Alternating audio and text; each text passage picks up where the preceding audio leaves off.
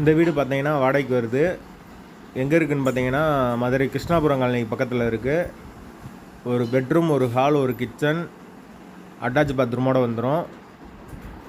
Bike parking இருக்குது.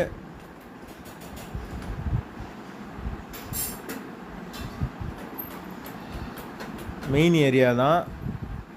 உழவர் சந்தை பக்கத்தில் இருக்குது. பஸ் வசதி எல்லாமே இருக்குது. கீழ் வீடு தான்.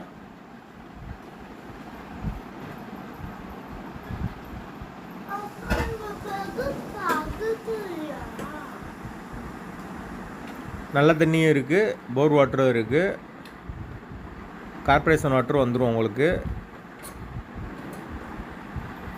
வாடகை எவ்வளோன்னு பார்த்தீங்கன்னா 4500 ரூபா.